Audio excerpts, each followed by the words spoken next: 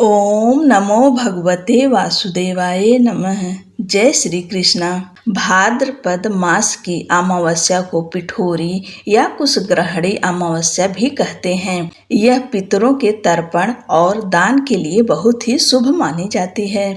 ऐसा कहा जाता है कि इस अमावस्या को पितरों का तर्पण करने से पितृ प्रसन्न होते हैं। वैसे तो श्राद्ध में पितरों के लिए भोजन कराने का नियम है, लेकिन अगर अमावस्या के दिन भी हम पितरों का श्राद्ध और तर्पण करते हैं तो पितृ प्रसन्न होते हैं। पितर हर अमावस्या पर श्राद्ध की आशा में प्रतीक्षा करते रहते हैं। जो अमावस्या तिथि को जल से भी श्राद्ध करता है उसके पितर तृप्त होते हैं। इस साल भाद्रपद मास की अमावस्या 22 और 23 अगस्त दोनों दिन मनाई जाएगी। स्नान दान की अमावस्या 23 अगस्त को है। आप सबको पिठोरी अमावस्या की ढेर सारी शुभकामनाएं। आज के दिन कथा सुनने मात्र से ही पितृ प्रसन्न होते हैं। आज के दिन कथा सुनने मात्र से पितरों का आशीर्वाद प्राप्त होता है। आप सब भगवान का ध्यान करते हुए इस कथा को सुनिए। पौराणिक कथा के अनुसार बहुत समय पहले की बात है। एक परिवार में 7 भाई थे। सभी का विवाह हो चुका था। सबके छोटे छोटे बच्चे भी थे। परिवार की सलामती के लिए 7 भाइयों की पत्नी पिठोरी अमावस्या का व्रत रखना चाहती थी। लेकिन जब पहले साल बड़े भाई की पत्नी ने व्रत रखा तो उनके बेटे की मृत्यु हो गई। दूसरे साल फिर एक और बेटे की मृत्यु हो गई। 7वें साल भी ऐसा ही हुआ। तब बड़े भाई की पत्नी ने इस बार अपने मृत पुत्र का शव कहीं छिपा दिया। गांव की कुल देवी माँ पोलेरम्मा उस समय गांव के लोगों की रक्षा के लिए पहरा दे रही थीं। उन्होंने जब इस दुखी माँ को देखा तो वजह जाननी चाहिए। तब बड़े भाई की पत्नी ने सारा किस्सा देवी पोलेरम्मा को सुनाया तो देवी को उस पर दया आ गई। देवी पोलेरम्मा ने उस दुखी माँ से कहा कि वह उन सभी स्थानों पर हल्दी छिड़क दें जहाँ जहाँ उनके बेटों का अंतिम संस्कार हुआ है। तब बड़े भाई की पत्नी ने ऐसा ही किया। जब वह घर लौटी तो 7 पुत्र को जीवित देख उसकी खुशी का ठिकाना न रहा। तभी से उस गांव की हर माता अपने संतान की लंबी उम्र की कामना से पिठोरी अमावस्या का व्रत रखने लगी।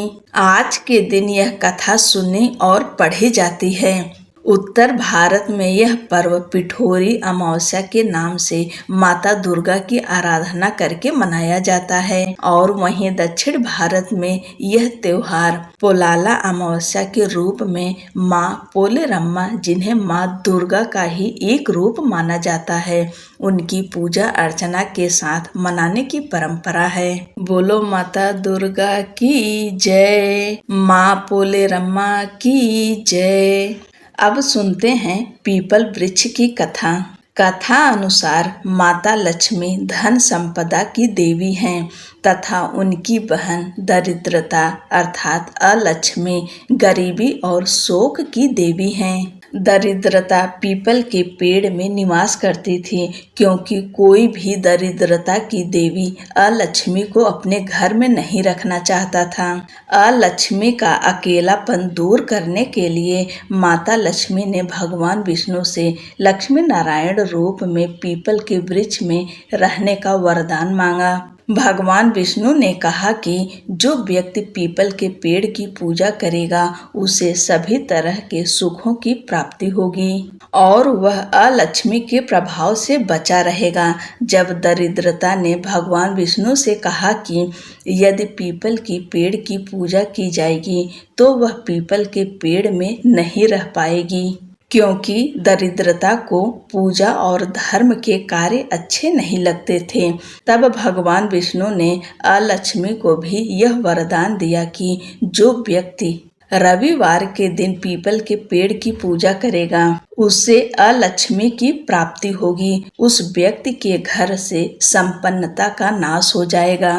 गीता में भगवान श्री कृष्ण जी कहते हैं कि मैं ही सभी वृक्षों में पीपल का वृक्ष हूँ। पीपल के पेड़ की जड़ में भगवान विष्णु, तने में भगवान शिव और शाखाओं में ब्रह्मा जी रहते हैं। शास्त्रों के अनुसार पीपल के पेड़ में पितरों का निवास भी होता है। शनि देवता के प्रकोप से बचने के लिए पीपल के पेड़ की पूजा करना बहुत शुभ फलदायी माना गया है। शनि की 7.5 और ढैया से बचने के लिए हर शनिवार और अमावस्या को पीपल के पेड़ की पूजा करते समय सरसों के तेल का दीपक जलाना चाहिए और पीपल के पेड़ की परिक्रमा लगाते हुए शनि मंत्रों का जाप करते रहना चाहिए। पितृ दोष से मुक्ति पाने के लिए पीपल की पूजा करना श्रेष्ठ होता है। भाद्रपद अमावस्या पर, पिठोरी अमावस्या पर पीपल वृक्ष की पूजा करनी चाहिए और परिक्रमा करनी चाहिए।